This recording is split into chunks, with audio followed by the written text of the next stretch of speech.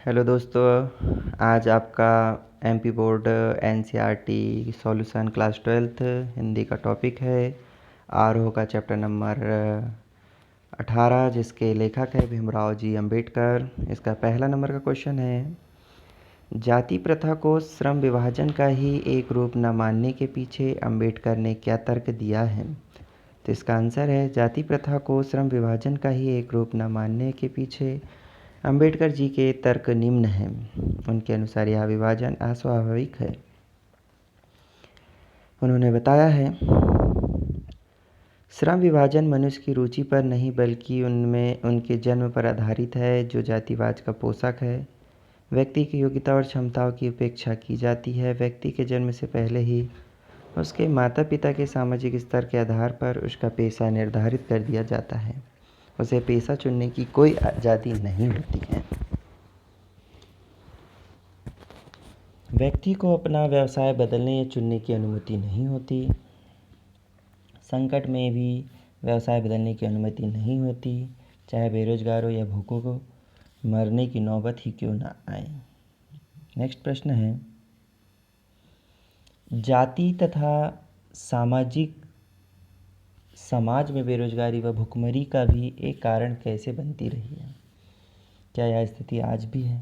तो इसका आंसर है, जाति प्रथा किसी व्यक्ति के पेशे का दोषपूर्ण तरीके से पूर्ण निर्धारण ही नहीं करती, बल्कि मनुष्य का जीवन भर के लिए एक पेशे में बांध देती है, जो उसकी इच्छा या आवश्यकताओं के अनुकूल न होकर, भले ही पेशा अनुपयुक्त या अपर्याप्त होने के कारण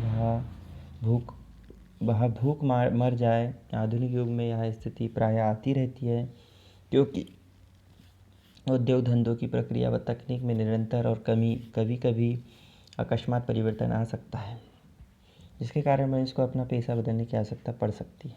और यदि प्रतिकूल परिस्थितियों में भी मनुष्य को अपना पेशा बदलने की स्वतंत्रता न हो, तो उसके लिए भूखे मरने के अलावा कोई चारा नहीं रहता। यद्यपि भारतीय समाज में पेशा बदलने की अनुमति नहीं देता, भले ही वह अपने पैतृक पेशे की अपेक्षा अन्य पेशे में पारंगत हो। इस प्रकार पेशीय परिवर्तन की अनुमति न देकर जाति प्रथा भारत में बेरोजगारी का एक मुख्य और प्रत्यक्ष कारण बनती है। आज भारत की स्थिति बदल रही है। सरकारी कानून, सामाजिक सुधार व विश्व स्तर पर होने वाले परिवर्तनों के कारण जाति प्रथा के बंधन समाप्त तो नहीं हुए हैं, परंतु कुछ लचीले बन गए हैं। आज लोग अपनी जाति से अलग पेशों का भी अपना रहे हैं। आज लोगों को अपनी योग्यता, रुचि एवं क्षमता के अनुसार साधन और अवसर उपलब्ध है। नेक्स्ट प्रश्न है, लेखक के मत से दासता की व्यापक परिभाषा क्या है। ये इंपॉर्टेंट क्वेश्चन है। इसका आंसर है, लेखक के अनुसार दासता केवल कानूनी पराधीनता नहीं है, बल्कि इसकी व्यापक परिभाषा तो व्यक्ति को अपना पेशा चुनने की आज़ादी न देना या अपने मनो अनुकूल आचरण न करने देना है। सामाजिक दासता की स्थिति में कुछ व्यक्तियों को दूसरे लोगों के द्वारा तय किए गए व्यवहार और कर्तव्यों का पालन करने के लिए विवश होना पड़ता है। अपनी इच्छा के विरुद्ध मजबूरी में पैतृक पेशे अपनाने पड़ते हैं। नेक्स्ट प्रश्न है, शारीरिक वश, परंपरा और सामाजिक उत्तराधिकार की दृष्टि से मनुष्य में असमानता असंभावित रहने के बावजूद अंबेडकर क्षमता को एक व्यवहार्य सिद्धांत मानने का आग्रह क्यों करते हैं। उसके पीछे उनका क्या तर्क है। आंसर है, शारीरिक वंश, परंपरा और सामाजिक उत्तराधिकार की दृष्टि से मनुष्य में असमानता संभावित रहने के बावजूद अंबेडकर समता को एक व्यवहार्य सिद्धांत मानने के पीछे यह तर्क देते हैं कि समाज के सभी सदस्यों से अधिकतम उपयोगिता प्राप्त करने के लिए सबको अपनी क्षमता को विकसित करने तथा रुचि के अनुरूप व्यवसाय चुनने की स्वतंत्रता होनी चाहिए।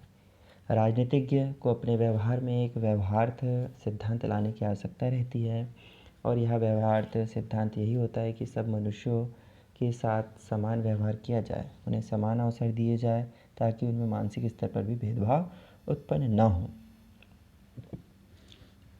नेक्स्ट प्रश्न है, सही में अंबेडकर ने भावनात्मक समत्व की मानवीय दृष्टि के तहत जातिवाद का उन्मूलन चाहा है, जिसकी प्रतिष्ठा के लिए भौतिक स्थितियों और जीवन सुविधाओं का तर्क दिया है। क्या इससे आप सहमत हैं।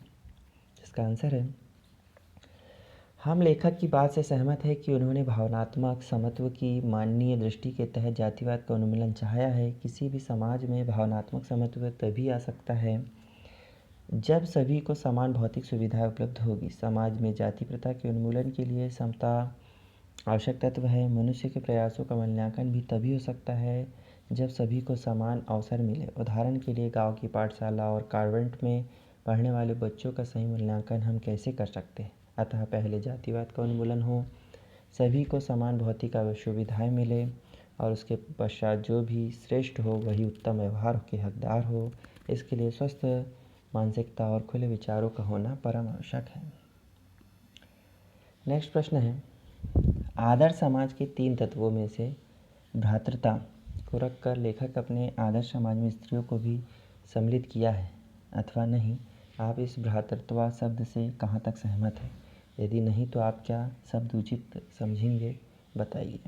इसका आंसर है, आदर्श समाज के 3 तत्वों में से एक भ्रातृता को रखकर लेखक ने अपने आदर्श समाज में स्त्रियों को का स्पष्ट रूप से कोई उल्लेख तो नहीं किया, परंतु स्त्री पुरुष दोनों ही किसी भी समाज की आवश्यकता तो माने जाते हैं।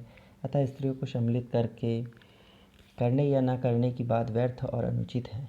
भ्रातृता शब्द संस्कृत का शब्द है जिसका अर्थ है भाईचारा। यह बात सर्वविदित है कि भाईचारे से ही संबंध बनता है, परंतु भ्रातृता शब्द प्रचलन में न होने के कारण मैं भाईचारा शब्द का प्रयोग करता हूँ, यही उचित समझूंगा।